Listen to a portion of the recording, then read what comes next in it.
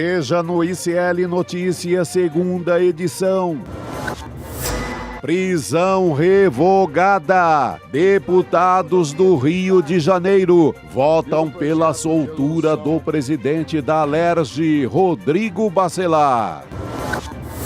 Um preço e um sonho. 01 diz que pode desistir de candidatura se Jair Bolsonaro for solto e voltar a ficar elegível.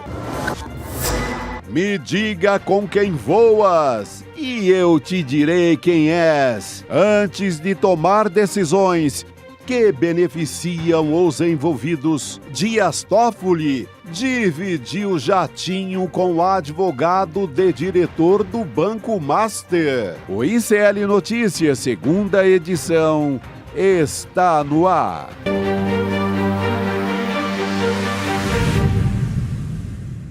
Olá, boa tarde, sejam bem-vindos e bem-vindas ao ICL Notícias, segunda edição. Hoje é dia 8 de dezembro, feriado em 13 das 27 capitais brasileiras. Hoje é dia de Nossa Senhora da Conceição e o seu Recife está de folga hoje. É a maior festa do Recife, lá no Morro de Casa Amarela.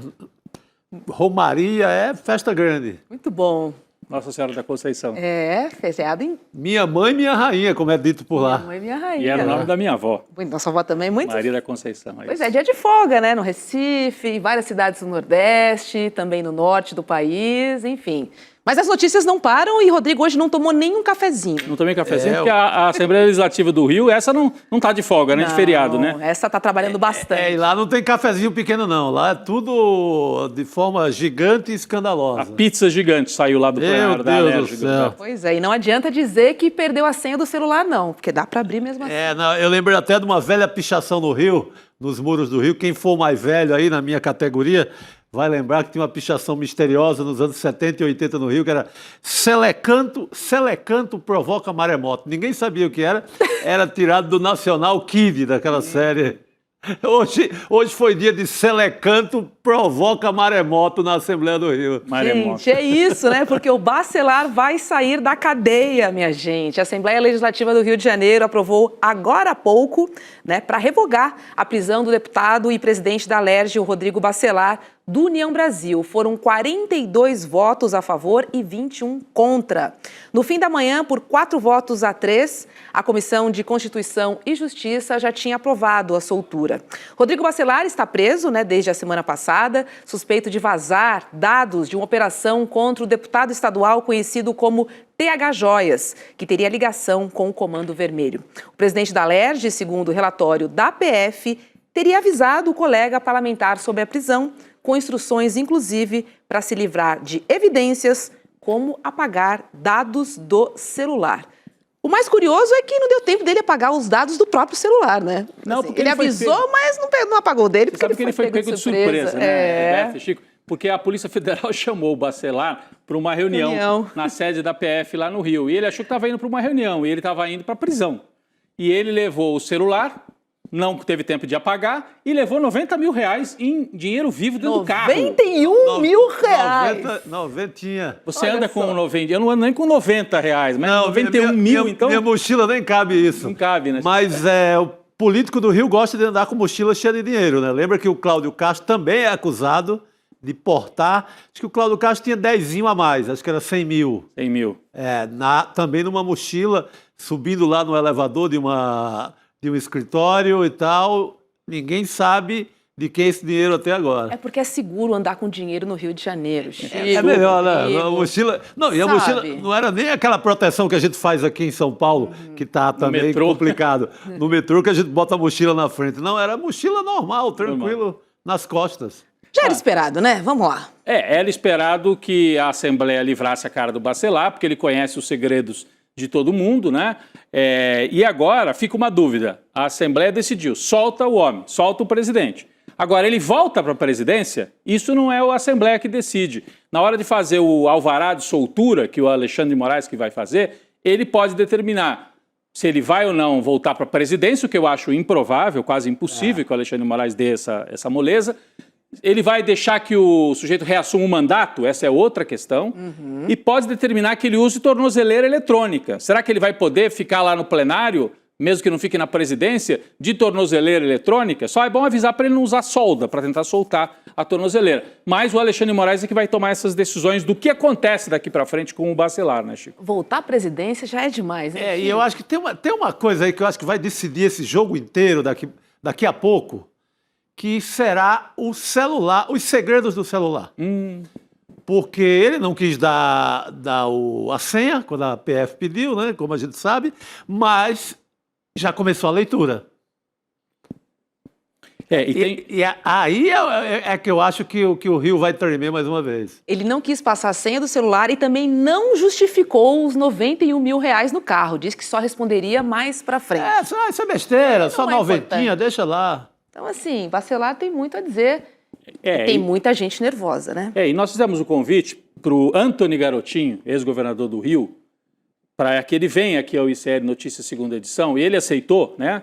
Deve entrar no ar daqui a pouquinho. O Antony Garotinho, que já foi governador, ele está publicando nas redes dele muito bastidor sobre o que está acontecendo no Rio de Janeiro. Eu vou ler uma dessas aqui, ó. Pessoas que estão acompanhando a investigação dizem que à medida que a leitura do telefone do Bacelar avançar, a situação de Cláudio Castro e de outros deputados se agrava muito. Aliás, encontram em uma anotação um possível secretariado caso ele assuma o Estado. Bom, enfim, porque tinha o Bacelar já prevendo que ia virar governador. Então tem muita coisa aqui, preocupa o Cláudio Castro e preocupa outros membros da própria Assembleia, segundo as informações que o Antony Garotinho vem divulgando todos os dias, viu, Roberta? Por isso que é importante a gente ouvir o Garotinho. Conhece os bastidores da política carioca, né? Política fluminense, na verdade, do estado inteiro. Exato. O Garotinho, que foi governador, ele é da região de Campos, né? Ele é do norte fluminense, foi radialista, né? Depois foi governador, era do PDT, do Brizola, depois saiu, foi mais para a direita. E agora o pessoal está dizendo, está parecendo que ele está virando radialista de novo, porque ele passa o dia divulgando informação, quase como se fosse voltando para o jornalismo, assim, né? Sim. Só que, assim, informações, algumas bombásticas, e a gente quer que o Garotinho venha explicar melhor para a gente isso. Ele está dizendo que o Cláudio Castro pode não terminar o mandato, esse mandato aqui. Então, a gente fica curioso para saber quais são essas informações que o ex-governador tem e que podem mexer ainda com os bastidores do Rio de Janeiro, que vive uma situação insólita, né, Roberto e Chico? O Rio tem o Cláudio Castro suspeito, não tem vice-governador, porque o vice-governador foi nomeado para o Tribunal de Contas. E quem seria o terceiro na ordem sucessória? O Bacelar, que está preso e que agora pode ficar solto usando a tornozeleira. Então, olha a situação do estado do Rio de Janeiro, gente. 5 ex-governadores presos, 5 ex-presidentes da Alerj presos. E ele pode até fazer campanha de tornozeleira, né? Se não ficar inelegível até a apresentação oficial da candidatura, pode fazer lá a sua campanha de tornozeleira e tudo. De tornozeleira e tudo. Quem saiu em defesa do Bacelar foi o Sérgio Cabral, né? Que andou escrevendo. Bom, veja bem, o Bacelar também não pode ser crucificado, não pode ser assim, jogado por... Mas você é um advogado que complica, né? Se eu tenho o Sérgio Cabral me defendendo, eu começaria a ficar preocupado. Eu fico preocupado com o Sérgio Cabral querendo me defender, porque... enfim, o Bacelar montou uma máquina na Assembleia Legislativa e sabe de tudo, sabe de todos os segredos. Foi eleito com unanimidade da Alerj, né? Então, assim, ele frequenta todas as rodinhas. A votação de hoje todas diz o poder que ele tem, né? 42-21. Quem está comprometido aí na parada. 42, não, vou com o homem aqui onde ele estiver. Tamo junto. Agora é impressionante, né? Como os políticos pensam em salvar a sua pele, porque querem estar bem na foto com o Bacelar, mas em relação à opinião pública, eles realmente não se importam. Roberto, eu acho que o pensamento é o seguinte: olha, gente, daqui a um mês ninguém lembra mais disso. Ainda mais aqui no Rio de Janeiro, que é isso mesmo, tá todo mundo sujo, vai todo mundo assim mesmo. Mas eu acho que pode complicar. Bom, alguns deputados estaduais, acho que eles calculam assim, é mais arriscado eu trair o Bacelar e ele chegar depois lá na polícia e contar o que sabe de mim, é mais arriscado isso do que eu perder voto e perder a eleição. Então eles ficam, bom, se eu não mostro lealdade ao Bacelar, se ele fizer uma delação, vai entregar todo mundo e eu posso dançar. Então esses 42 tentaram cavar aí o Bacelar, não conta a minha parte, porque eu tô com você, né? Mais ou menos por aí. Mas, de novo, só quero insistir porque, de fato, assim, eu assisti, né, um pedacinho ali da sessão na CCJ e, assim, a cara de pau dos políticos, assim, é realmente espantosa. Chico. Mas eu Eles acho nem que... disfarçam mais. Não, Roberto, eu acho que é a crença absoluta que não pega nada. Que vai na eleição, ninguém vai lembrar daquele nome. Ali o pastor vai mandar, a ovelha vai obedecer e vamos embora. Não pega nada para ninguém. E você viu quem foi o autor do projeto? Porque tem que ter um projeto para a soltura, né, do Bacelar. Foi o Rodrigo Amorim. A gente até mostrou no ICL Urgente. Não sei se a nossa equipe tem a imagem que entrou no ICL Urgente do Rodrigo Amorim. Sabe quem que é o Rodrigo Amorim? É aquele... A placa da Marielle. Da placa da Marielle. Você está bem de memória, Roberta. É isso. O Rodrigo Amorim e o Daniel Silveira estavam lá. Olha os dois valentões. Daniel Silveira. O Witzel ali também. E o Witzel, que foi tirado do cargo. Olha os dois aí. Ó. Esse Rodrigo Amorim, de camisa com a foto do Jair, com a foto do chefe da quadrilha, foi quem fez o projeto para soltar o Bacelar hoje. Então, olha com o que nós estamos lidando no Rio de Janeiro. Eu não digo nem que é com uma política miliciana. É mais, assim, porque senão, assim, mais que são traços de uma coisa muito barra pesada. Uma turma muito barra pesada e a gente tem que ficar preocupado com o que está acontecendo no Rio, Roberto. Você já anunciou e eu quero chamar agora o ex-governador do Rio de Janeiro, o Antony Garotinho, que participa hoje do ICL Notícias, segunda edição. Olá, boa tarde, ex-governador, seja muito bem-vindo. Bem-vindo. Boa tarde, é um prazer cumprimentar você, a todos da mesa e a todos do ICL. Parabéns pelo trabalho que vocês vêm fazendo. Obrigada. Ex-governador, o senhor tinha dito que a Assembleia Legislativa do Rio está refém do Bacelar e também de Cláudio Castro. Eu quero fazer duas perguntas para o senhor. Primeiro, de que maneira isso impacta o governo do Rio?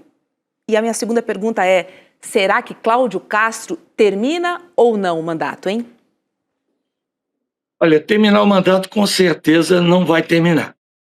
Porque se ele não for por esse caso, há outros casos que levarão Cláudio Castro a perder o mandato. Pode ser o caso do CEPERJ, que está no Tribunal Superior Eleitoral, junto com Rodrigo Bacelar. Pode ser outros casos de corrupção, que são tantos que é difícil até você saber qual vai resultar no afastamento dele, né? Eu venho já há muito tempo tratando desse assunto, fiz várias denúncias na minha página, encaminhei várias denúncias às autoridades competentes e esse caso do Rodrigo Bacelar, o resultado da LERJ já é de esperar, mas quem leu com atenção a decisão do Supremo Tribunal Federal, eu fiz questão de ler, sabe o que vem por aí, né?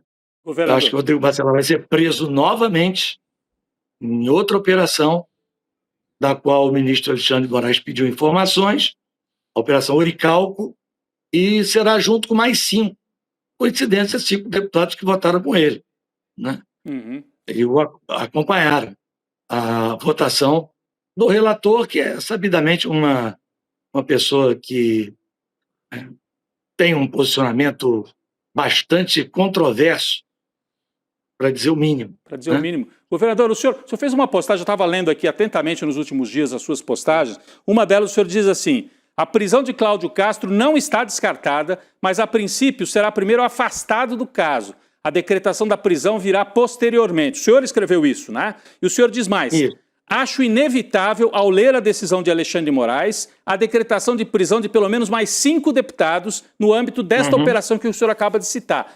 O senhor pode citar quem são esses 5 deputados e por que o Cláudio Castro deve ser afastado e depois preso, no entendimento do senhor? Olha, deixa eu dizer uma coisa.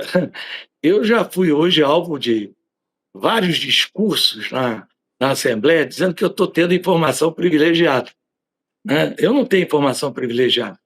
Eu sou jornalista investigativo, eu trabalho há 44 anos em rádio. Sim. E depois fui para jornal, né? Então, meu trabalho sempre foi esse. Até no rádio eu comecei cobrindo o setor policial, né? Então, eu conheço bem como a coisa funciona. Toda a investigação do Sérgio Cabral, com contas no exterior, com compra da casa em Mangaratiba, os apartamentos do Leblon, as joias, tudo foi feito por mim e entregue à Procuradoria-Geral da República naquela época. Neste caso agora, eu tenho acompanhado também. A situação é bem semelhante. Só não é maior em volume, porque naquela época o Rio estava recebendo muito dinheiro em função da Olimpíada, em função da Copa do Mundo, em função das obras do PAC, que o dinheiro era repassado para o Estado e para a Prefeitura do Rio. Mas, assim, de uma maneira generalizada hoje, a corrupção é enorme, é absurda. O Cláudio Castro chegou ao governo de uma maneira inesperada. Era um vereador que se elegeu pelas pontas, com muito pouco conhecimento, maturidade para fazer uma articulação para se sustentar. Então, ele terceirizou o governo, entregou essa terceirização para a Alerj ao deputado Rodrigo Bacelar. E o deputado Rodrigo Bacelar fez um loteamento das secretarias, onde ele recebe diretamente grande parte dos recursos e, em outras áreas, ele divide com deputados. Tem duas áreas ali que ele tem exclusividade para ele, mas é uma roubalheira só. Você pode escolher qualquer área. Não tem. Então, assim, eu não quero antecipar, embora eu saiba, né, pelo meu trabalho, ninguém da polícia me passou. Estão achando que eu estou... porque da outra vez eu fiz a denúncia ao Ministério Público Federal, que eu estou tendo informação privilegiada da Polícia Federal. Não estou tendo informação nenhuma. É só ler. Leu tudo que está escrito aí ao longo de 2 anos. Vai lendo. Eu denunciei o Laranja, advogado Rodrigo, comprou 2 coberturas em Botafogo para ele. Eu denunciei o outro Laranja, que montou um frigorífico em Campos com ele. Eu denunciei o esquema do ouro, que envolve tanto o Cláudio quanto o Rodrigo. Então, assim, é só acompanhar. É porque, infelizmente, né, nem todo mundo tem paciência de ficar lendo todo dia. Né? Sim, Eu sou uma pessoa estudiosa, eu leio, acompanho, procuro me informar. E um detalhe, eu trabalho com 3 pessoas. Uma eu deixo só lendo Diário Oficial. Muito bom. Que é uma coisa muito trabalhosa, mas muito proveitosa para quem sabe ler e interpretar. Chico. As grandes pautas da política é de leitores, quem pega são os bons leitores de Diário Oficial. E o governador, como jornalista, sabe disso. Mas o senhor tem tocado no outro ponto, que é a questão, o segredo do aparelho celular do Bacelar. O que é que a gente pode esperar daí? O que é que viria o que é que teríamos de mais escandaloso na sua leitura, governador? Olha, ontem, né, eu conversei com uma pessoa que muito próxima do Bacelar, foi muito próxima, né, e teve um rompimento com ele. Ele me disse o seguinte: o Bacelar ele usava 3 aparelhos celulares, 2 como linha telefônica e 1 como agenda, para anotar os compromissos que ele tinha que fazer de acertos, pagamentos, né, e outros detalhes, né? Então, este celular é uma bomba, né? Vai ter muito mais coisas do que pode se esperar. Eu hoje, por exemplo, eu tive informação, né, que tem lá um achado já, o pessoal estava brincando, porque o Rodrigo esteve muito perto de ser governador. Sim. Então, ele pôs um suposto secretariado dele. Está lá. Né? Acharam também o nome de um desembargador do TJ. Eu ainda até perguntei, só um? Me disseram que só um. Né? Mas tem nome de policiais militares, policiais civis, policiais federais. Inclusive, hoje mesmo foram presos policiais aqui no Rio, vários, né? E eram pessoas ligadas ao tráfico.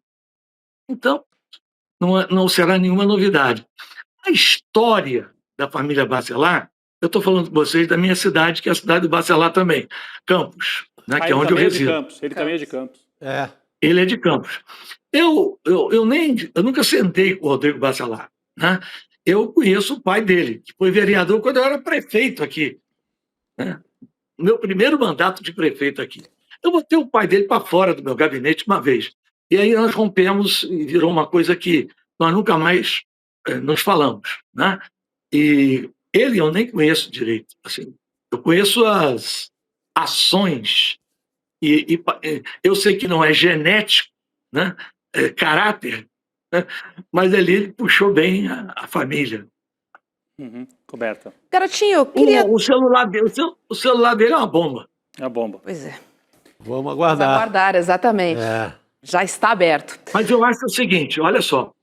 O que vai acontecer agora não tem a ver com o celular dele. Já estava programado, né?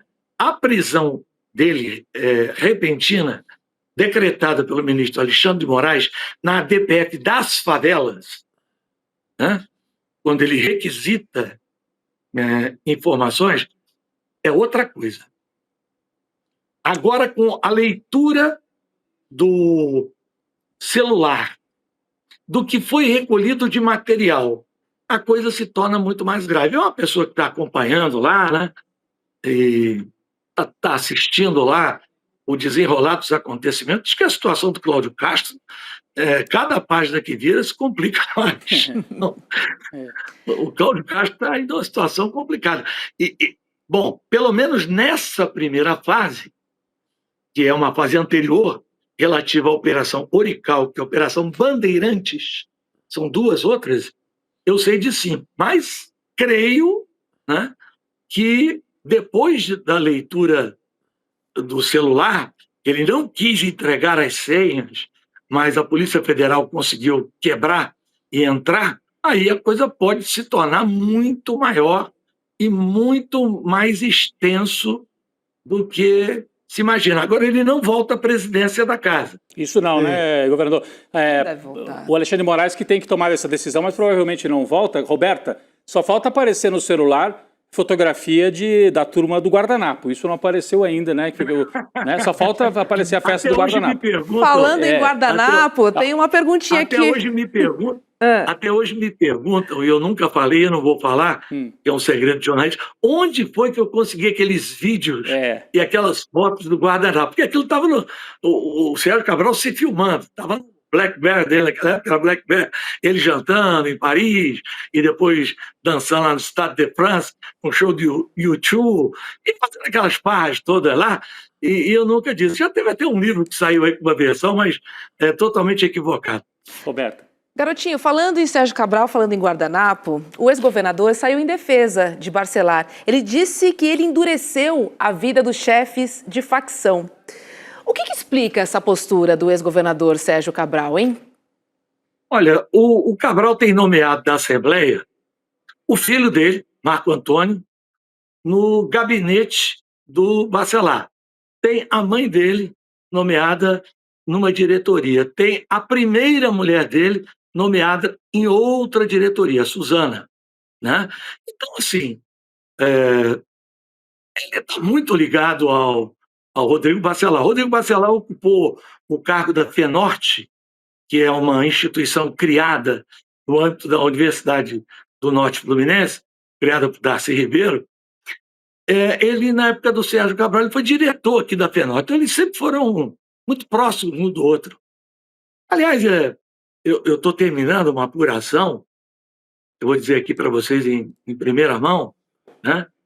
Eu cheguei até a duvidar quando eu falei, pô, nesse nível fica difícil, mas você sabe, né? Você vai puxando uma coisa, vai puxando outra, e a coisa vai vendo.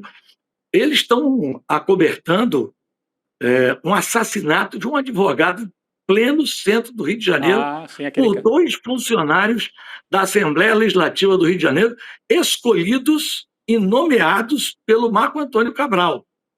Esse advogado teria tido participação na prisão de um outro filho de Sérgio Cabral, chamado Eduardo Cabral, que é envolvido com a máfia do cigarro, de um contraventor chamado Adilcinho. Meu Deus. Né? Eu lembro desse caso. É o chefe. Eu lembro desse caso, o advogado que foi assassinado ficou ali, né, exposto no centro do Rio de Janeiro. Isso, foi uns 2 anos a poucos atrás.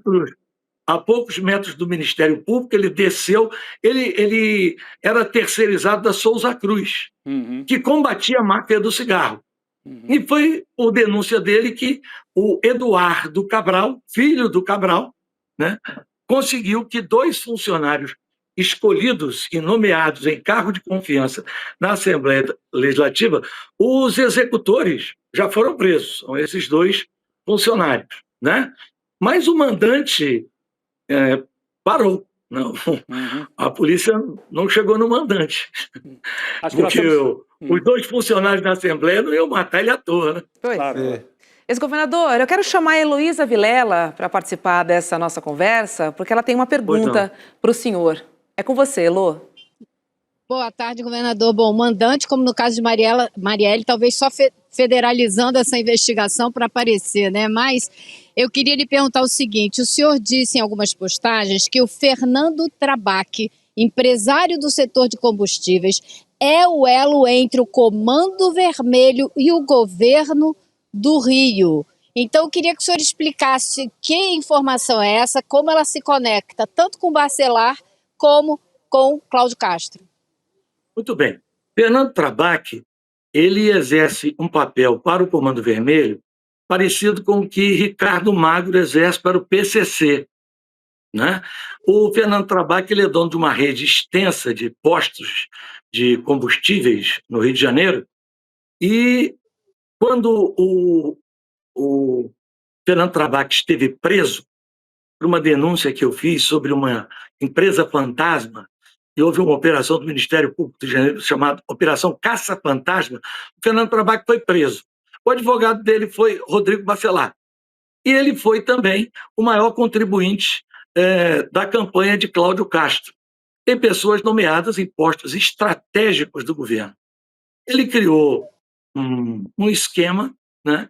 E o dinheiro do Comando Vermelho, em boa parte, né? Não a totalidade, mas em boa parte são lavados nesses postos de combustíveis. Eu falo, mas não adianta nada. Agora vamos ver, né? A Polícia Federal começou a se mexer. O Fernando Trabac é um bandido travestido de empresário.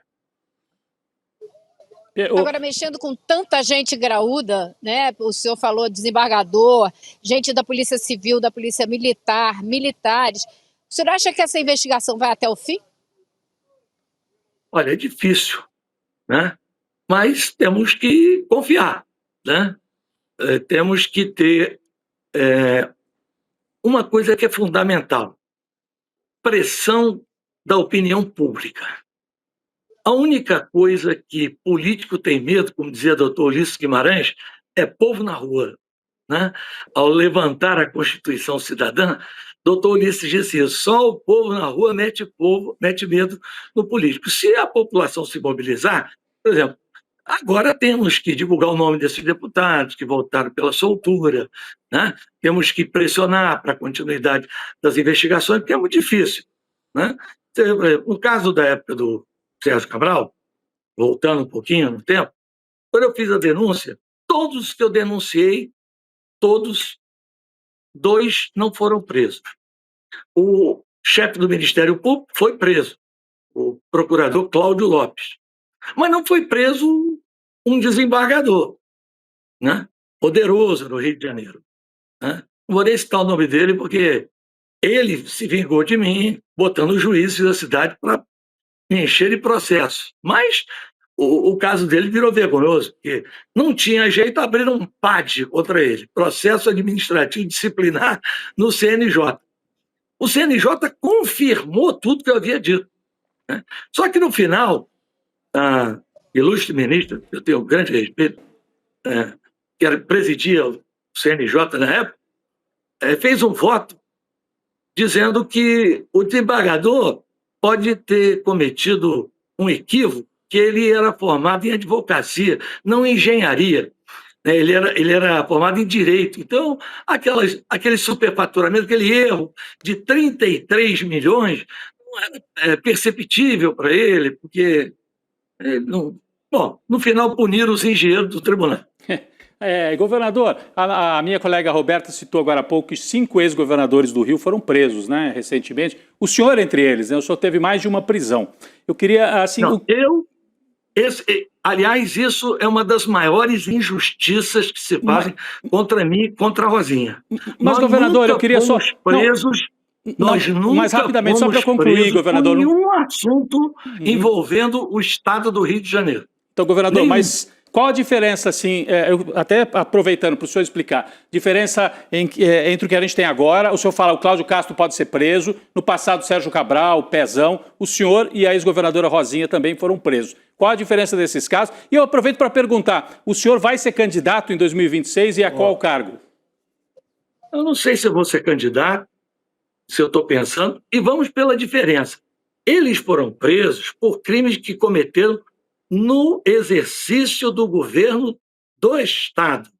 Eu e Rosinha não tivemos nenhum tipo de condenação e prisão a respeito da nossa atuação à frente do governo do Estado. Foram casos ligados à Prefeitura de Campos, dessas prisões, 2 vezes a história de que foi usado cheque cidadão para compra de votos. Cheque cidadão é o precursor do Bolsa Família, que eu criei em 99, era uma ajuda no valor de quase um salário mínimo, à época que era dada às famílias em forma de um cheque para que elas pudessem fazer compra. Então disseram que depois desse tempo todo, no ano de 2016, eu teria usado isso aqui em Campos, que existia na prefeitura, em troca de voto. Eu não era candidato, Rosinha não era candidato, eu não era secretário de Assunto Social. Eu não tinha nenhum envolvimento. A acusação contra mim é que eu fui o mentor do crime. E o juiz me condenou pelo domínio do fato. Queriam me prender porque tinham levado Cabral preso. Certo. Né? Então, só para você ter uma noção, a raiva contra mim era tão grande que me prenderam no ar. Eu fazendo um programa, a Polícia Federal invadiu o estúdio da rádio, e me tirou do ar. Foi um escândalo. Né? Mas, bom, eu tenho alguns inimigos aí, como a Globo e tal, que davam uma versão. Então, é completamente diferente. Não há nenhuma acusação. E mais, nunca teve nenhuma acusação de enriquecimento ilícito contra mim. Tá bem. Eu tenho hoje, depois de mais de 40 anos da vida pública, o mesmo bem que eu tinha quando entrei. A casa que eu estou falando com vocês de Campos dos Goytacazes. Perfeito, governador. Não enriqueci. Isso é a maior prova de honestidade que eu e minha esposa damos. Obrigado. Então é completamente diferente. Eu fico chateado sempre. Outro dia eu até liguei para uma repórter da Globo que estava me pedindo informação. Eu falei, então vocês param de falar bobagem aí. Vocês dizem assim, olha, 5 governadores. Então vocês digam que, na verdade, só 2 governadores foram responsáveis por esse caos do Rio de Janeiro. O senhor Sérgio Cabral e o senhor Luiz Fernando Pezão. E Garotinho e Rosinha não foram presos por nenhuma acusação à frente do governo do Estado. E o 5º, Moreira Franco, ele foi preso junto com Michel Temer por um caso do governo federal. Sem dúvida. Também não tem nada a ver com o governo do Estado do Rio de Janeiro. É muito fácil dar uma informação errada, porque isso é uma fake news. A gente combate fake news, então não deve promover fake news. Eu sei que um dos assuntos que o ICL trata com muito respeito, com muito cuidado, é a fake news, que é muito usada para desinformação. Vocês devem dar a informação correta, não a informação assim, 5 governadores foram presos. Vamos ver o motivo, vamos ver por que foi, vamos ver aqui, eu posso dizer, então... Né? Perfeito. Não, mas foi importante abrir esse espaço. Claro. Não, mas foi importante ele falar sobre isso. Foi bom esclarecer os motivos, porque normalmente não se fala. Agora, já o patrimônio do Bacelar, em 2018, declarado era de 85 mil. Em 2022, declarado 793 mil. Em 4 anos, aumentou mais de 9 vezes. Isso não é nada. Como o senhor diz, oficial, é troco, né? É só o oficial. Não, isso aí não é nada. Isso aí é o que ele declara. O que tem no nome do irmão dele, Nelson Bacelar, por exemplo, há poucos dias eu estive num pequeno município aqui do Noroeste Fluminense chamado Natividade. Ele comprou a fazenda lá. O cara me levou lá para conhecer a fazenda. Há poucos dias eu publiquei, você pode entrar na minha página, ele está construindo um clube particular. Eu contratei um dronezinho e botei para filmar campo de futebol, quadra de tênis, piscina, um clube, só o terreno que ele comprou para fazer o clube particular, custa 3,5 milhões. Então, é um escândalo. É uma roubalheira sem fim. Tá certo. Então, esse patrimônio aí do Rodrigo Bacelar, havia sido aberto contra ele uma investigação por enriquecimento ilícito. O Ministério Público, o procurador, fechou. Depois eu representei de novo. Aí o Conselho Superior do Ministério Público reabriu. Ele está sendo investigado pelo Conselho Superior por enriquecimento ilícito. Maravilha.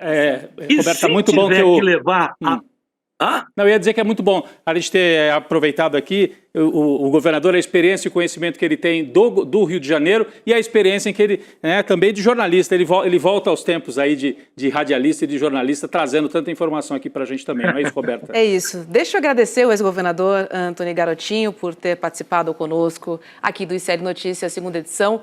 Muito obrigada, viu? Obrigado, governador. Olha, obrigado a vocês e dê parabéns aí ao Eduardo. Eu gosto muito do posicionamento dele em relação à economia, especialmente. É uma cabeça muito aberta. É uma pena que o governo ainda não tenha se atentado para ele, porque ele estaria muito melhor no Banco Central do que o atual presidente. Muito bem. Tá certo. Obrigada, Obrigado. viu? Até uma próxima. Um abraço. Boa noite, Boa governador. noite. Olha, vamos deixar claro que o espaço está aberto, né, para todos os Sim. citados, Sérgio Cabral, Rodrigo Bacelar, enfim, a gente O irmão deixa... do Bacelar Irmão do Bacelar. e Irmão do todos Bacelar. citados como possíveis aproveitadores da chamada coisa pública. né? E tutti quanti, né? Tutti Como se diz, quanti. tutti quanti. Né? A audiência fica meio... O certo, Vai, o por certo favor. é que tem muita coisa para investigar no Rio de Janeiro, né? Meu Aqui Deus. no Rio não falta assunto para investigar. Olha a Elô tá no Lago do Machado, é isso, Elô? A Elô tá ali perto do Eu catete tô e na por ali. Praça São Salvador, Tá para ser nos mais Laranjeiras. específico. Tá Laranjeira. no Esse reduto. é o lugar no- do carnaval. Um reduto bem melhor. A audiência fica um pouco dividida na hora que vem uma figura como o ex-governador Garotinho, acha polêmico e tal. Mas olha, o governador Garotinho conhece a política do Rio de Janeiro. É uma oportunidade para revelar a podridão de quem viveu, né, o Palácio, quem conhece, quem está enfronhado lá em toda a sujeira da política do Rio de Janeiro. Lembrando que o nosso canal de comunicação Isso está é aberto para os demais citados. Exatamente. É Importante indiscutível, né, Chico? Ele, além disso, ele é um histórico adversário político da família Bacelar e não é à toa que ele conhece tão bem, porque, sendo inimigo político, investigou bem investigado, usando suas técnicas jornalísticas. Então, acho que sempre traz muita informação para a gente. É isso. Elô, já Exato. volto com você. Deixa eu só dar um recado, porque o núcleo de pós-graduação aqui do ICL está a todo vapor, minha gente. Vem aí a turma de 2026 do curso Repensando o Brasil, Sociedade, História e Política. A primeira turma dessa pós foi um dos maiores sucessos aqui do ICL, com 5.000 alunos e muitos pedidos para a gente abrir novas vagas. E aí você pede, o ICL obedece. E em 2026, essa pós, então, vai voltar ainda mais forte e com uma grande novidade, tá? Além de uma grade nova, quem está chegando é o professor João Castro Rocha, que vai se juntar a Gessé Souza, Renato Giannini, Muniz Sodré e muitos outros intelectuais brasileiros. Então anota aí, no dia 14 de dezembro, você vai conhecer o que muda nessa nova edição e você também vai garantir condições exclusivas e especiais para entrar na pós mais transformadora do Brasil. Participe do lançamento da turma de 2026 e descubra todas as novidades e também garanta condições especiais. Mas para isso, você sabe, você precisa garantir a sua vaga. Corre lá em icln2.com.br, icln2.com.br. As pós do ICL Que estão maravilha. bombando e Olha, dando tem o um que falar. professor aí que eu gosto muito, eu gosto de todos, mas eu ia citar o Muniz Sodré como representante de um rio maravilhoso, incrível, pensador, um rio que ajuda o Brasil, né? Um belo Rio de Janeiro, representado na nossa pós pelo Muniz Sodré. Boa. Que belo professor. Estará na segunda etapa dessa pós. Essa né? pós. E João César Castro Rocha também. Não, João César da casa. Olha só. Nosso pensador aqui está no trabalho quase diário. O Muniz Sodré, porque eu tá queria fazer uma chegando, né? homenagem especial aqui. Um beijo.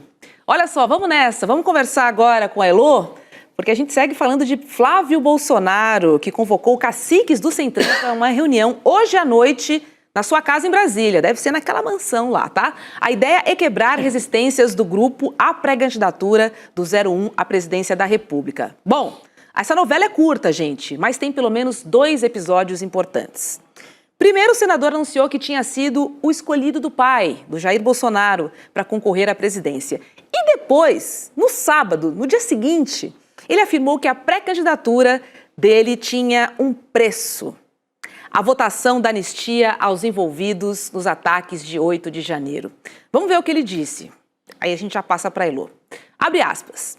Tem uma possibilidade de eu ir até o fim. Eu tenho um preço para isso. Eu vou negociar. Eu tenho um preço para ir até o fim. Heloísa Vilela. Você lembrou agora comigo, não sei se vocês assistiram, mas tinha um programa do Silvio Santos que se chamava Quanto Vale o Show. Vocês lembram disso? Quanto vale o show? É o nome dessa novela, não é não, Elô? Nossa, que loucura, né? O cara já supostamente entra na corrida anunciando que tem preço para ficar ou, na verdade, para sair. Porque eu acho que o preço que ele está cobrando é para não ficar, é para sair e não atrapalhar a coordenação da direita. Porque se ele entrar, divide, muita gente não quer. O Kassab já está se coordenando com o Ratinho Júnior, né? Vai provocar uma divisão enorme se ele realmente decidir sair candidato. Então ele jogou o nome na roda para dizer, olha, vocês querem que eu evite essa candidatura? Então tem que... Acho que perdemos a Elô. Opa. Oh, que Sim, pena. perdemos a Elô. Voltou. Voltou, Elô. Não estou aqui, perder não nada. Boa. Volta, Elô. Não volta, cai volta. assim tão fácil. Volta, Mas eu acho que é isso. Agora, essa reunião hoje à noite na casa dele, eu já soube que está dando o que falar, porque Valdemar Costa Neto confirmou, Ciro Nogueira confirmou, mas tem muita gente que não vai. Então, há de se prestar atenção em quem é que vai aparecer de fato nessa reunião, porque ela já vai dar medida de quanto essa articulação tem caminho pela frente ou não tem. E a impressão que a gente tem, inclusive pelas pesquisas, é que essa família Bolsonaro não está trazendo assim a quantidade de votos que gostaria de trazer. Então existe aí um preço que essa família também está pagando para botar o nome na urna, né? O que eu achei muito interessante nesse caso todo, além do custo do rapaz da loja de chocolate, fez milagre com a loja de chocolate lá no Rio de Janeiro. A fantástica fábrica de chocolates. Mas, Roberto, o que eu acho interessante, viu, Rodrigo, Elô, é que é o Bolsonaro que escolhe, mas a turma não quis saber do mesmo jeito. Ou seja, não é mais aquela coisa sagrada de aceitar e com qualquer um, porque não, só é a única forma de ter os votos do Bolsonaro, então vamos aceitar. Não estão mais aceitando assim de forma muito ovelhinha o que o Bolsonaro diz. O cristal parece que quebrou, né? Quebrou, rachou. Não, Rachou, para usar a linguagem apropriada do Flávio. Deu uma rachada aí na direita. Chico, a própria pesquisa da Datafolha do fim de semana mostra isso, né?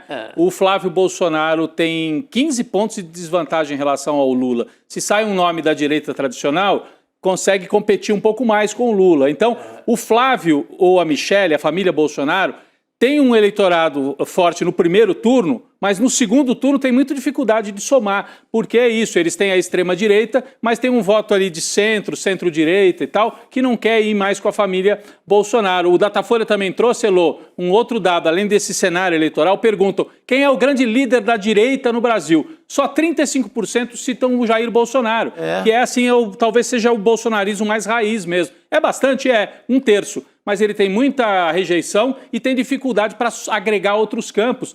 Vamos ver, né, se o Kassab, por exemplo, não for a essa reunião hoje à noite, se os republicanos vai para a reunião, republicanos que é o partido do Tarcísio, partido do Marcos Pereira, aquele da Igreja Universal. O Marcos Pereira não vai, Rodrigo. Não vai. Marcos Pereira não vai. Mais E uma Ciro baixa representativa. Ciro Nogueira vai. Ciro vai. Ciro Nogueira vai. Então, são os que estão sem saída, porque o Marcos Pereira tem algum trânsito ainda com o governo federal, pode conversar com o Lula. Opa! Isso. E o Lula vai tentar pescar nessa confusão toda setores do Centrão para tentar ampliar a frente que ele fez em 22, fazer uma frente um pouquinho maior com pedaços do centro que não estão animados para se arriscar numa candidatura do Flávio Bolsonaro, né? O fato é que a elite econômica já deu seu recado na sexta-feira, né, Elô? mandou. A Bolsa Meu Deus. despencou. Mandou Ou seja, via ficou Bolsa, claro né? que a Faria Lima já tem um candidato ali, né? Tarcísio de Freitas. Isso a gente sabe há muito tempo, né? Agora eu também não daria essa importância toda ao movimento da Bolsa de Valores, porque a gente sabe o que aconteceu, por exemplo, com o presidente Lula quando ele ganhou a eleição a primeira vez, né? Antes dele ganhar a eleição, já foi um Deus nos acuda no mercado financeiro. Então, esse pessoal não decide eleição exatamente. Agora, que a família Bolsonaro perdeu muito prestígio, perdeu aquele domínio que parecia ter sobre a extrema-direita e sobre a direita, isso está patente. E a disputa entre esses atores da direita é cada dia mais nítida. Então, eles têm um núcleozinho, como disse o Rodrigo, que é um núcleo duro ali da extrema-direita, mas isso não elege presidente da República mais. Sim. 30%, 35% não elege presidente da República. Então, eu acho que a gente está vendo o que a gente aqui imaginou e comentou muitas vezes, que a prisão do Bolsonaro ia mudar essa realidade política. Ele não tem a força mais que ele tinha, ele não pode articular como articulava, ele está fora do jogo e carta fora do baralho, ninguém quer guardar, né? E olha, o anúncio da candidatura do Flávio pegou inclusive os aliados de surpresa, tá? E aí a falta de apoio foi tão grande que o nome do Flávio apareceu num post do seu irmão, do Carlos Bolsonaro, dando um apoio aí a essa candidatura. Vamos dar uma olhadinha nesse post para ver o que ele disse. Abre aspas. Os isentões e os limpinhos, aqueles que diziam lutar pela união da direita, hoje já não querem mais união alguma. Por quê? Porque muitos se revelaram aquilo que sempre foram, putinhas do sistema. Então, mais uma vez, sendo desmascarados. E ainda haverá mais revelações. O tempo mostra quem está do lado da verdade e quem apenas apresentava um papel conveniente, Heloísa Vilela. Carluxo em ação. Olha, Carluxo saiu em defesa de Flávio. Família, só a família se claro, defende, né?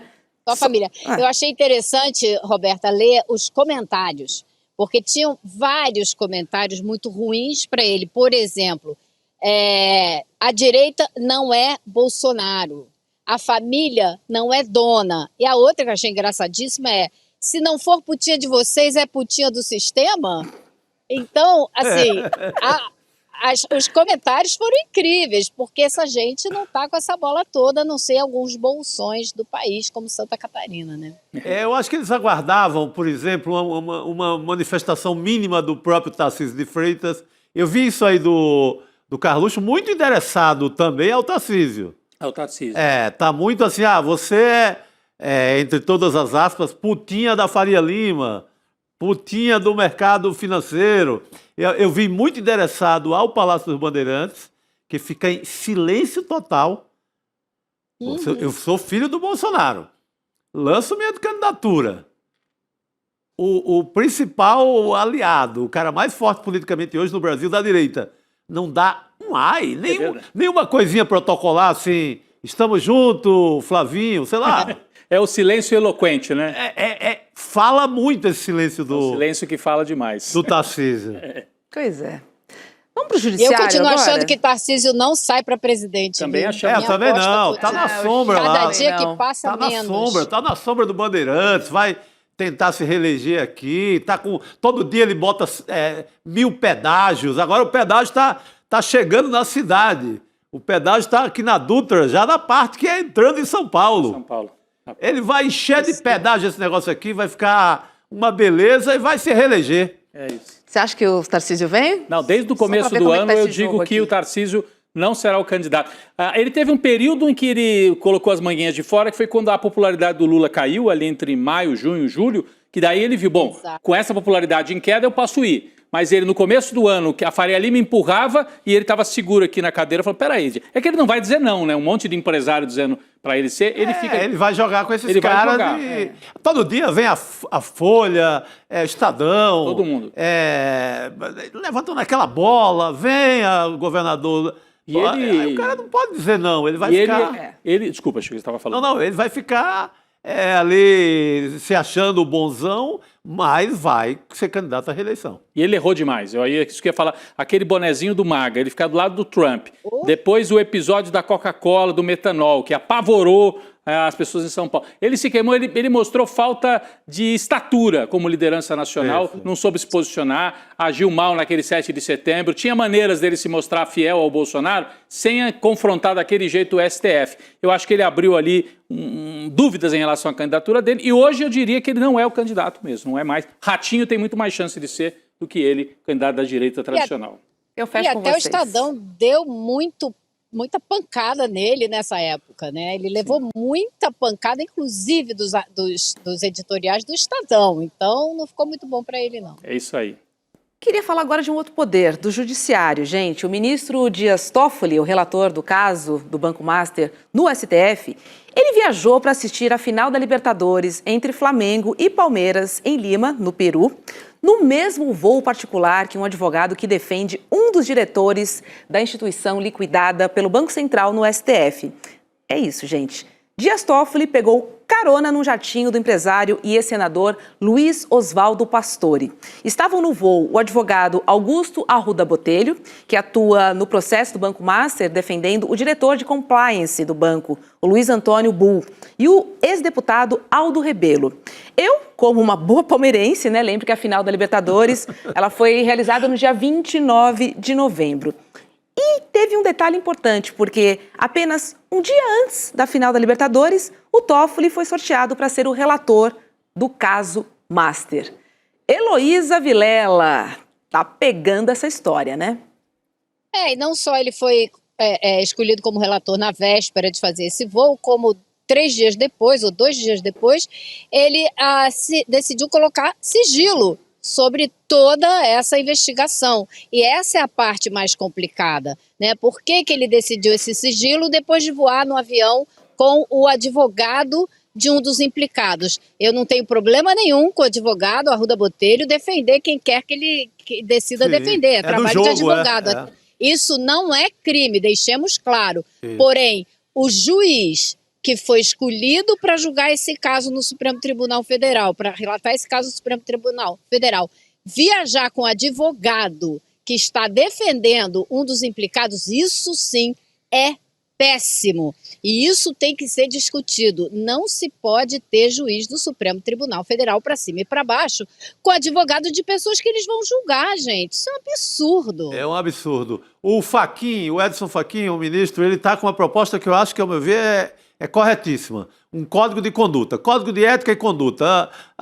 O que é que pode fazer? Pode viajar no avião de quem está sendo investigado?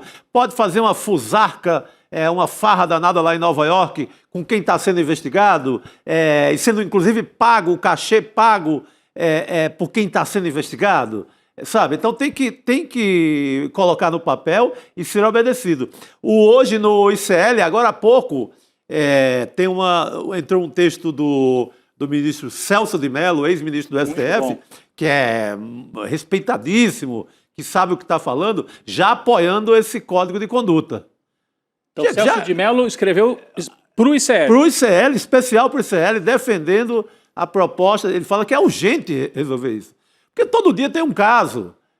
Todo dia tem um caso de um jantar, um almoço, um jatinho. Não é? Não dá, cara. Se o patrocinador está pagando, depois o patrocinador está na lista dos investigados. E Chico, sabe, não pode. a gente está vivendo um momento delicadíssimo da história do Brasil, um momento delicadíssimo da reafirmação dos 3 poderes, e a gente teve e tem tido no STF o único bastião, o último bastião, devo dizer, da defesa da democracia. Exato. Se a gente conta com o STF para fazer esse papel fundamental, mais do que nunca, o STF tem que ser o lugar de maior lisura, de maior probidade, de maior imagem de lisura que existe no país. A gente não pode ter um STF, nunca pode ter um STF que não seja assim. Agora, então, mais do que nunca. Exatamente. Você não pode ser ministro do STF, vai ser sócio de escritório de advocacia que já defende o cara que está todo enrolado, todo sujo de lama. Das esposas, né, que trabalham em escritórios que defendem ali julgados. Exatamente, Roberto. Tem que botar no papel ali, olha. Não dá, não pode ter esse envolvimento, que eu vou julgar outra pessoa. E instituto? O Gilmar Mendes tem um instituto, o IDP, que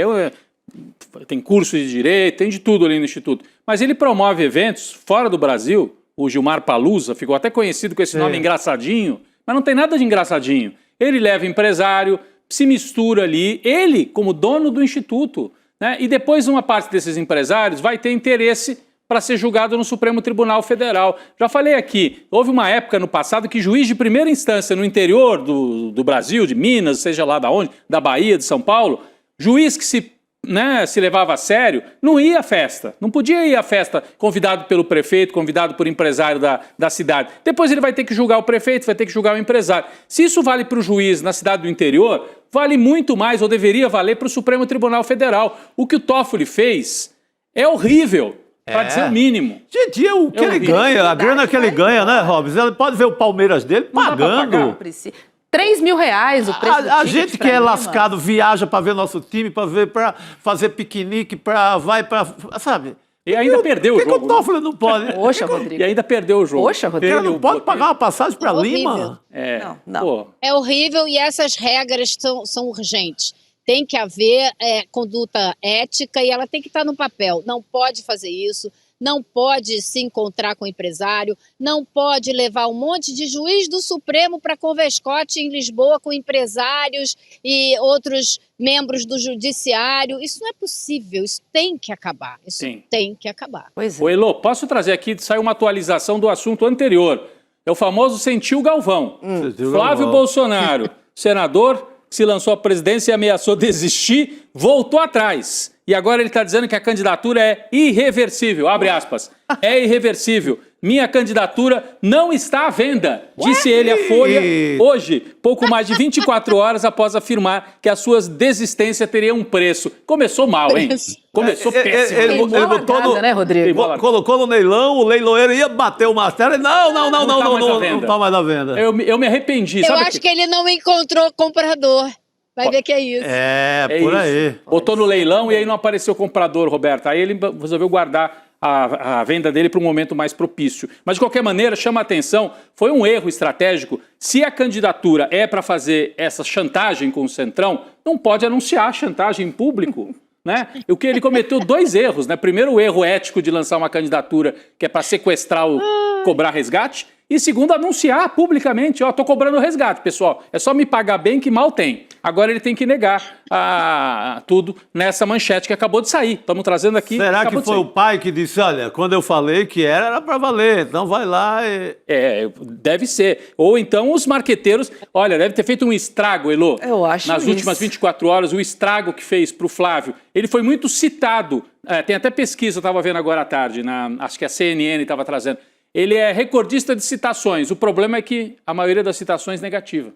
Porque está sendo citado como um cara que está vendendo a candidatura, tem um preço. Aí ficou ruim, né? Lançou e Não, ficou... e agora, citações contraditórias, ele diz uma coisa, no dia seguinte diz o contrário, no terceiro dia volta a dizer o que tinha dito no começo. Isso deve ter feito um estrago junto à base bolsonarista enorme, porque eles esperavam tanto um nome de Bolsonaro nas urnas, quando finalmente foi anunciado, já foi anunciado com o pé atrás, com uma meia volta. Quer dizer, ele não tem nenhuma habilidade política. O cara que era visto como o mais centrado da família é perdão da brincadeira, um zero à esquerda na política. É um zero, não é 0,1, é zero à esquerda. Olha, ele também afirmou para a Folha de São Paulo, isso tudo que eu estou trazendo aqui é matéria da Folha, que saiu agora, então é bom dar o crédito, né?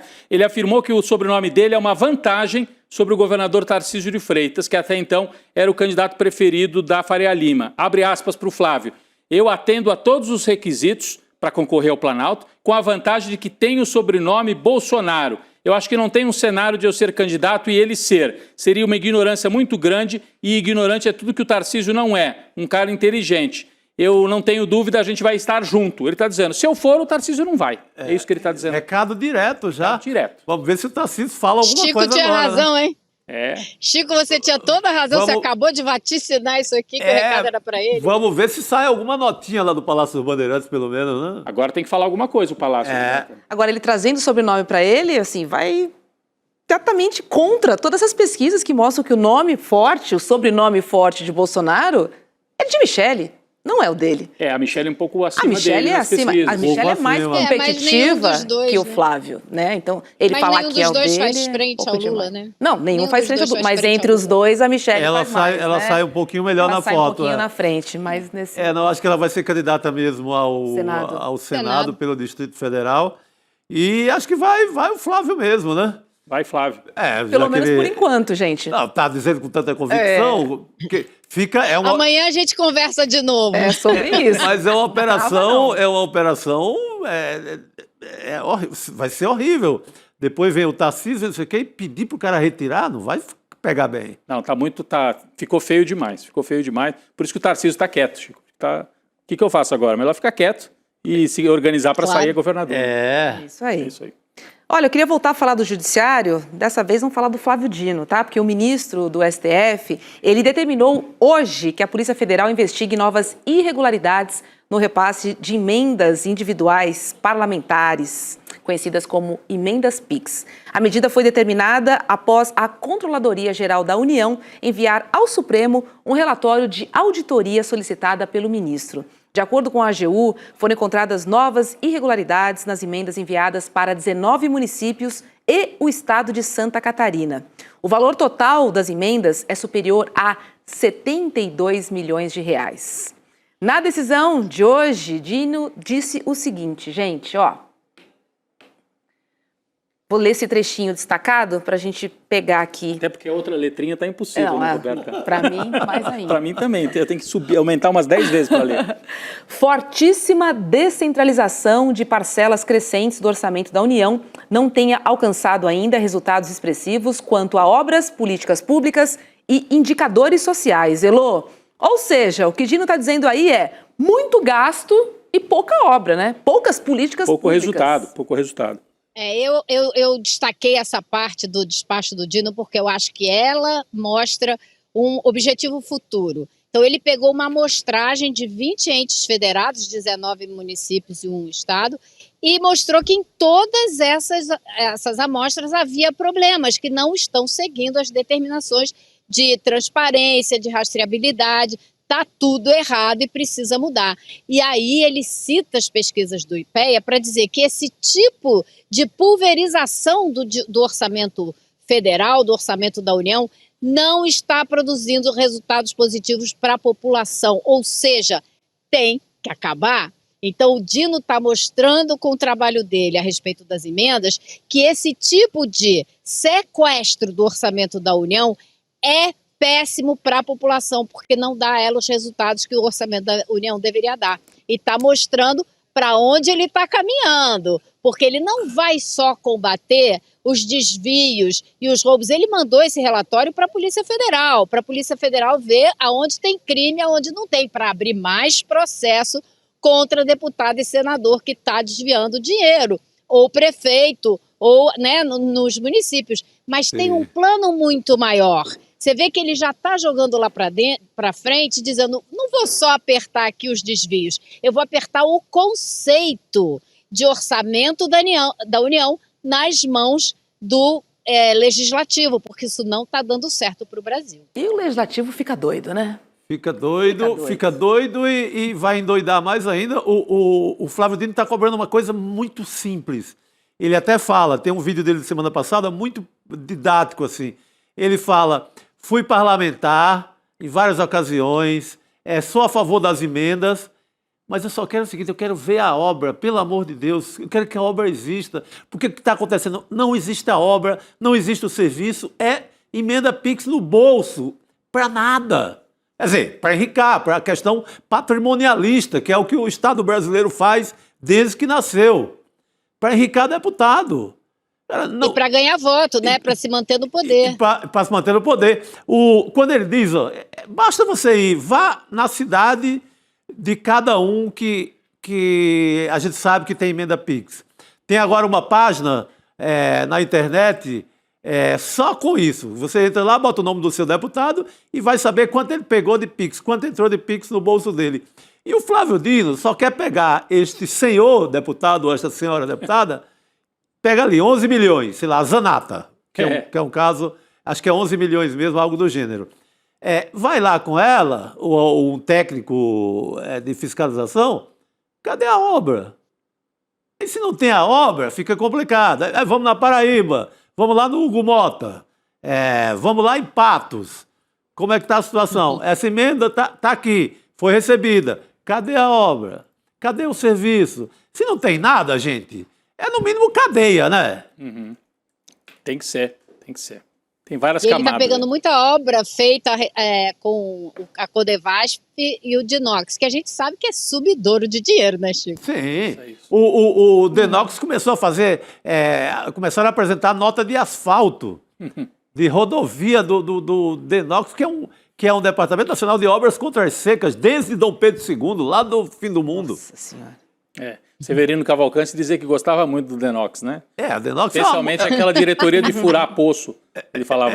O Denox é uma mãe, né? O Denox é uma mãe, a Codevasf é uma mãe. Era só, entre aspas, fisiologia. Ele queria o diretor, furava poço, o pessoal tomar água e depois votar nele.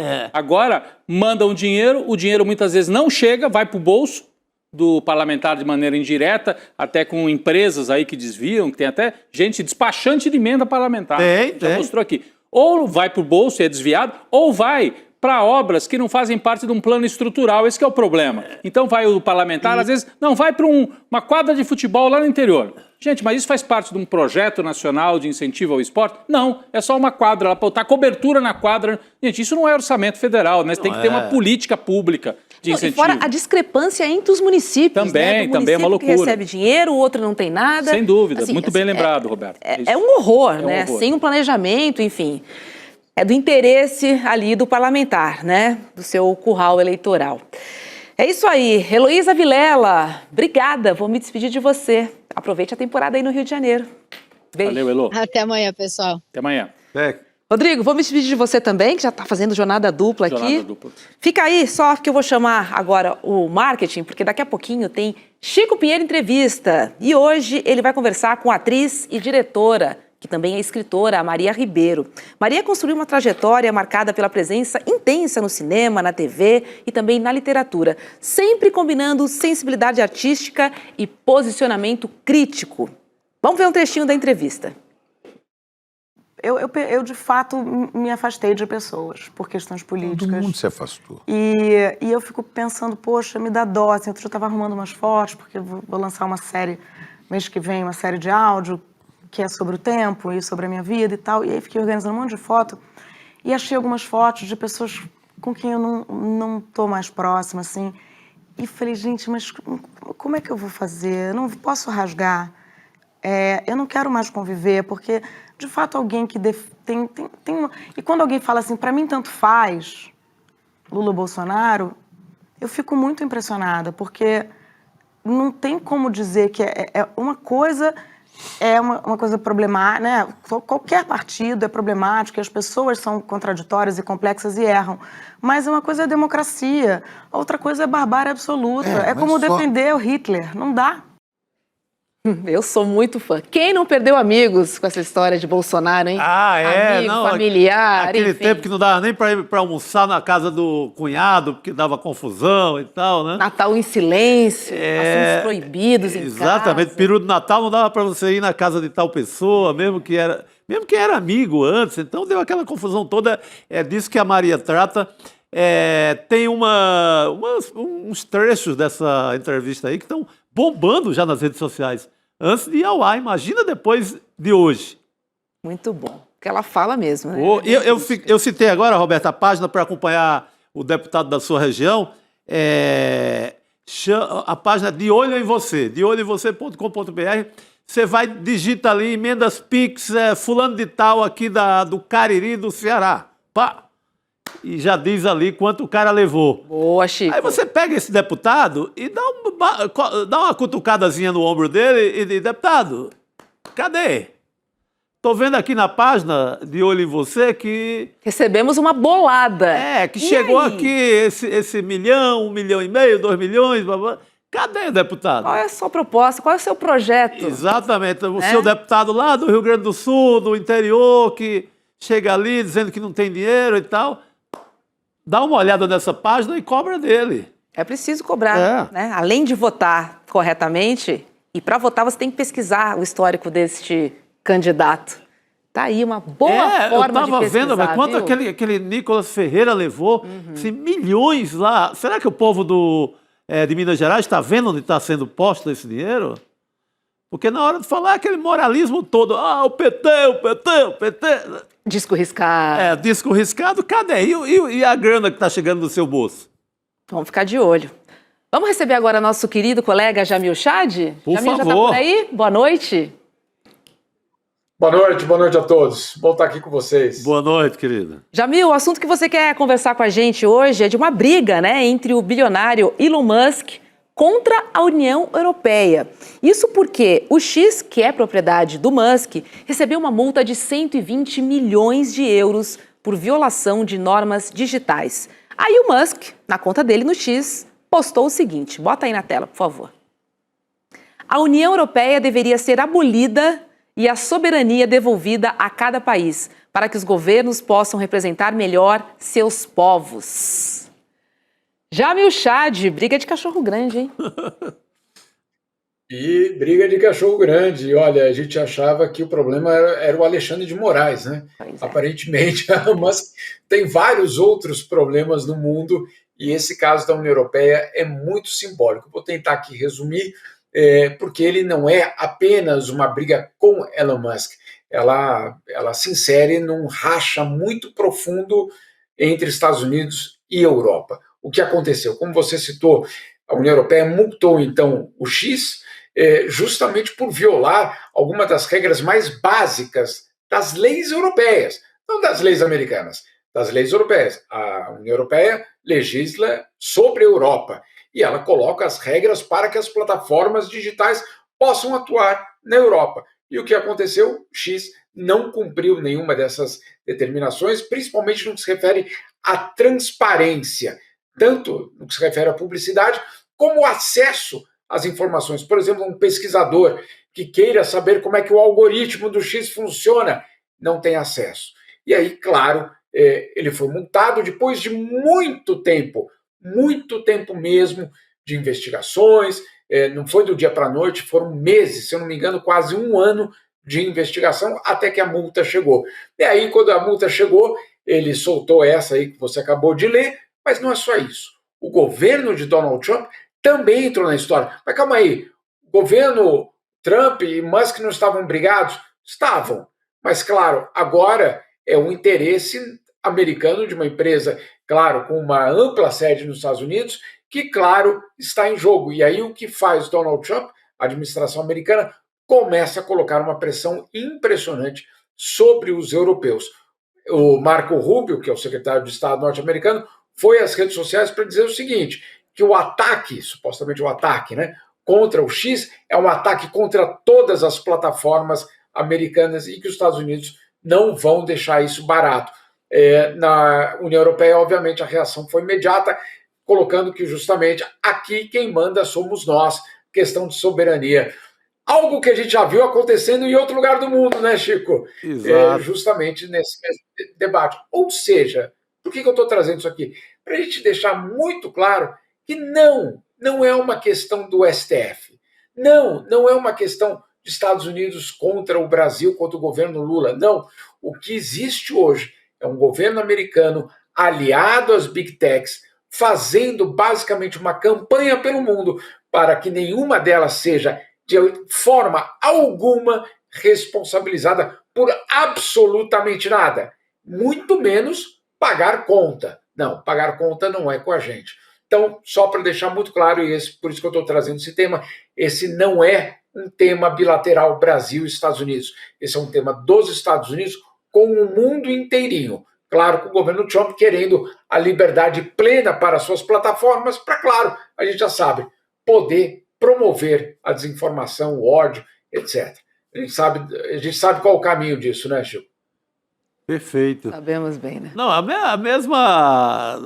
Quem ficou indignado com a peleja aqui no mundo do Xandão. Não, é só o Brasil que está agora perseguindo as redes sociais, em nenhum lugar do mundo acontece isso. Tá vendo agora, né? E não é de hoje. Não é de hoje, exatamente. Importantíssimo, Jamil, você trazer esse assunto. Jamil, vamos falar um pouquinho sobre... 120, Vai lá. E 120 milhões de euros de multa, né? Sim. Estamos falando de qualquer coisa. Quase R$1 bilhão aí em multa. Não, muito bom. Multa que dói, né? Pesado, Não dói dá no para dar uma bolso. multinha também só para falar que deu, né? Sim. Assim, isso é importante também, né? O valor.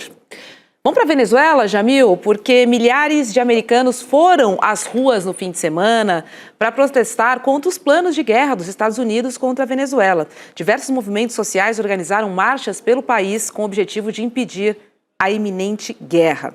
Os manifestantes também criticaram os bombardeios do governo Trump às embarcações venezuelanas. O próprio Nicolás Maduro publicou imagens dos protestos e disse que o povo venezuelano não está só.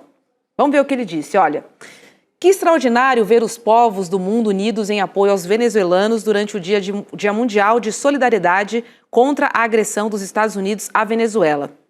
Foi um evento histórico em que milhares de homens e mulheres se tornaram uma rede de força gigantesca, diversa e espontânea. A Venezuela não está só. Nenhum império silenciará nossa voz. Olha, Jamil, os planos de guerra de Donald Trump também passaram a receber ainda mais críticas dentro do Congresso estadunidense. E é que a imprensa dos Estados Unidos, gente, teve acesso a vídeos que mostram bombardeios contra sobreviventes desarmados, tá? Isso de uma embarcação, são imagens que a gente está vendo aí, de uma embarcação atacada no Caribe no dia 2 de setembro. A ação passou a ser apontada por congressistas do Partido Democrata como crime de guerra. Então, Jamil, temos a população nas ruas e o próprio Congresso estadunidense se posicionando aí contra essa possível guerra. Aí são várias as camadas. Primeiro, os democratas que, claro, não estão tendo nenhum tipo de informação objetiva por parte de Donald Trump sobre do que se trata tudo isso, né? Então, há uma insatisfação muito grande, principalmente porque qualquer ato militar dos Estados Unidos no exterior supostamente teria que passar pelo Congresso.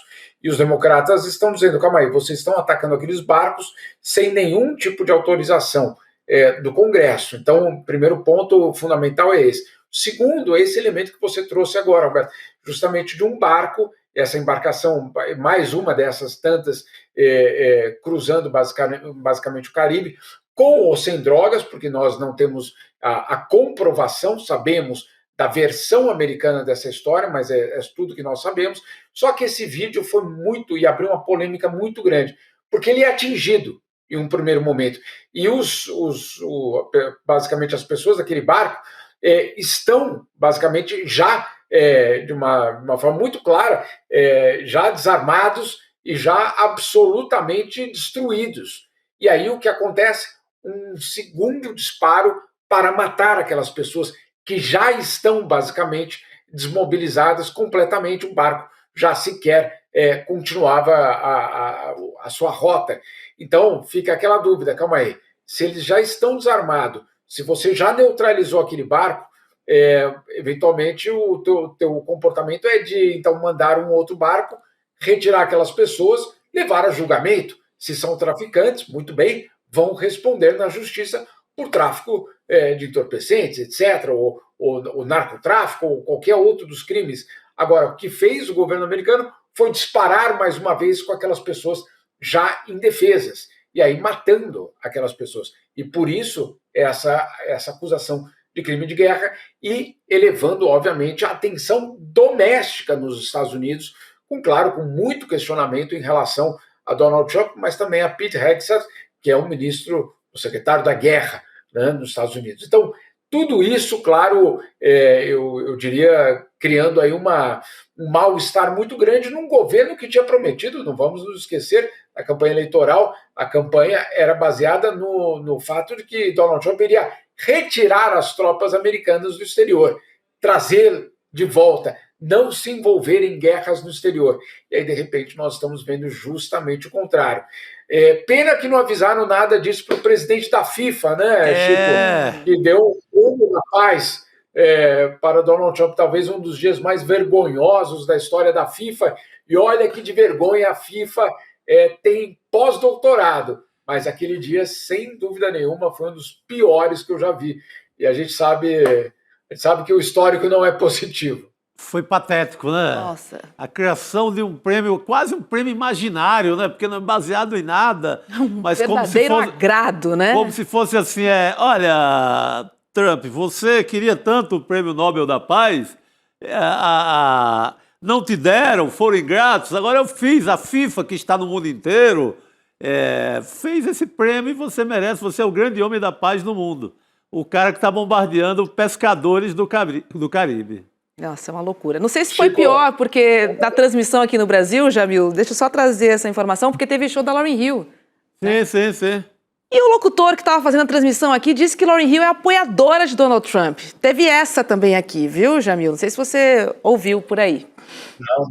Não estava sabendo, mas é impressionante. Sim. Olha, tem duas piadas rolando por aqui que eu achei muito reveladoras. Uma, na verdade, não é nem uma piada, é um repórter que falou que era o equivalente que aconteceu naquele dia, era o equivalente daquela história da criança de 5 anos, fala, pai, mãe, eu quero um celular. Claro, você não vai dar um celular para uma criança de 5 anos, mas o que fazem os pais? Compram uma caixinha de madeira, pintam a caixinha de madeira de celular e dá para o garoto e diz, toma, meu filho, leva aqui o celular novinho. E a criança sai toda feliz com o celular no ouvido, eu tenho um celular. Então, essa era uma das piadas. A outra é que, eu não sei se você está sabendo, Chico, no fim de semana que vem, o comitê do Nobel vai decidir quem é o próximo campeão do mundo. Melhor acordo, né? Se a FIFA decide quem é o vencedor do prêmio da Paz, agora vai ser o Comitê do Nobel que vai decidir quem é o campeão do mundo. Pronto, perfeito. Escolhe e vamos embora. Meu Deus do céu. Já está fechado.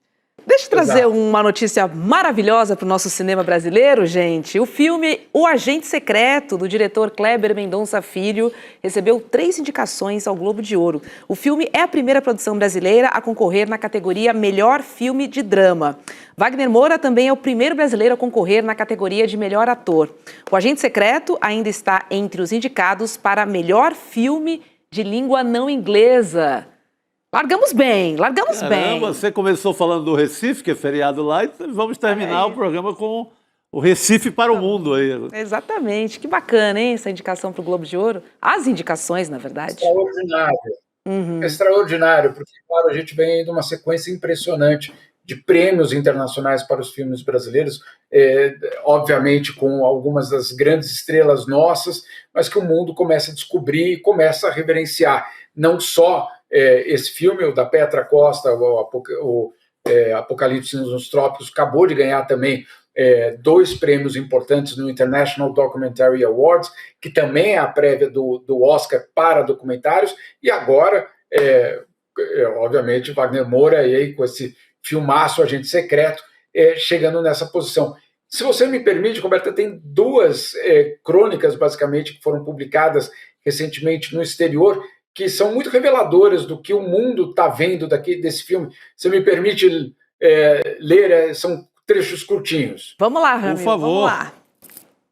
Olha só, o Los Angeles Times disse o seguinte: nossos horrores contemporâneos inevitavelmente se tornarão notícia velha.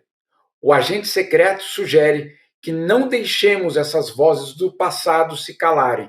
Elas ainda têm muita coisa a nos dizer. Ou seja, o LA Times, que é um jornal absolutamente fundamental, inclusive no contexto do Oscar, ele basicamente coloca o agente secreto nesse contexto histórico, não apenas da América Latina ou do Brasil, mas o que ele está dizendo justamente sobre o que o passado autoritário pode nos ensinar. Uma avaliação bastante, eu diria, certeira do LA Times.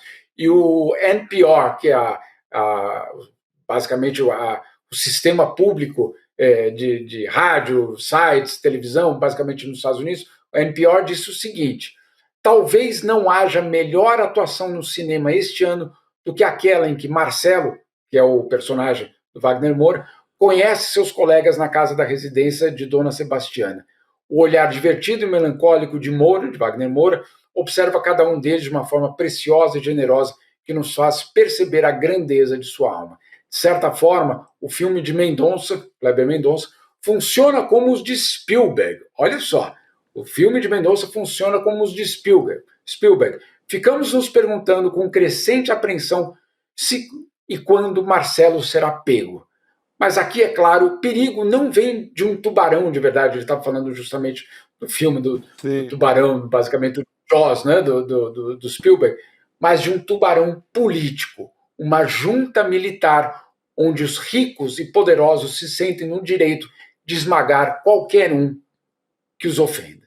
Olha só que forte, Chico. Muito bom. NPR trazendo muito, muito positivo e colocando, obviamente, num contexto histórico da América Latina, mas também um recado muito claro para o autoritarismo hoje de vários lugares do mundo, inclusive nos Estados Unidos. Não, e perfeito, que ele usa essa imagem do tubarão que está no filme e que é um dado pernambucano, porque existe algum perigo de tubarões na Praia de Boa Viagem, no Recife. O Kleber brinca aí com isso no filme e essa leitura aí é perfeita. Não é o tubarão do Spielberg que é perigo só para quem está ali na praia. É o tubarão da política que está à espreita, normalmente numa versão fascista, para pegar. Está sempre ali, por isso que muito cuidado. Pois é, eu digo uma coisa, estão deixando a gente sonhar novamente. Opa! Só digo isso. Nós temos direito, né? Temos. Como chamavam antigamente, o terceiro mundo também pode sonhar. É isso. Boa. Jamil, querido, obrigada, viu? E a gente se encontra aqui no ICL. Um beijo para você. Com certeza. Boa noite para todos vocês aí. Boa noite, querido. Deixa eu ler uma notícia que saiu aqui no nosso site, o iclnoticias.com.br. Ela diz o seguinte, olha, União Brasil expulsa Celso Sabino do partido após ministro ficar no governo Lula. Deixa eu ler um trechinho aqui, ó. O ministro do Turismo, Celso Sabino, foi expulso do União Brasil hoje, tá? A gente já ouviu, já sabia eles que ia acontecer, prometido, né? E mas expulsaram aconteceu mesmo. hoje, após descumprir a ordem do partido para que os filiados deixassem o governo do PT. O desembarque da sigla foi decidido em setembro deste ano e mirou principalmente Sabino, já que preservou os indicados do partido que não têm mandato, como dirigentes de estatais e outros ministros. A expulsão ocorre após uma sequência de ameaças de saída do paraense da sigla, que chegou a entregar uma carta de demissão ao presidente da República, mas depois mudou de ideia e ficou no cargo. Disse pro Lula, eu fico, né? E ficou. Isso aí bancou e ficou, mas não foi só ele que ficou, não. Eles estão com essa conversinha que saiu todo mundo do União Brasil. Não saiu, não. Tem gente dentro de banco, tem gente dentro da Codevasf. Tá cheio ainda. Ali na moita, ali como não quer nada para ver se mantém o cargo. Pois é. Bom, o fato é que oficializaram, então, a saída de Sabino nesta segunda-feira. E notícias vêm, né? Do Executivo, do Judiciário, do Legislativo. Não para, não. Olha, este mês de dezembro, para finaleira, não tá tem mais aquele dezembro meio ali caído de notícia, não, Roberta. Vai ser assim até o Natal. Meu Deus, será? Vai. 25? Você acha que tem notícia no dia 25? Pelo amor de Deus. Nossa Senhora, meu Deus. Peru com escândalo político. Nossa Senhora. Vai ser por aí. Quero não, é indigesto. Obrigada pela sua companhia, você que esteve conosco aqui no N2. Na sequência tem Chico Pinheiro, entrevista a Maria Ribeiro. Entrevista bacana, então é tempo de tomar uma água, mas não desgruda aí, tá? E acompanhar a Maria, vamos lá. Beijo para todo mundo. Obrigada, comunidade. A gente se encontra amanhã no Em Detalhes e depois no N2. Um beijo para você. Tchau. O Brasil vive um momento decisivo e entender o que está em jogo exige mais do que manchete. As decisões que moldam o país vêm de uma longa trajetória de desigualdade e concentração de poder. Para compreender o presente e agir com consciência, é preciso olhar para a história e as estruturas que formaram nossa sociedade. Pensando nisso, nasceu o curso de pós-graduação do ICL da FESC SP, Repensando o Brasil, Sociedade, Política e História. Um programa reconhecido pelo MEC, voltado a quem quer pensar o Brasil com profundidade e rigor intelectual. Vai acontecer o lançamento da nova turma da Pós no dia 14 de dezembro, às 8 horas da noite. Entender o país é o primeiro passo para construir o futuro com consciência.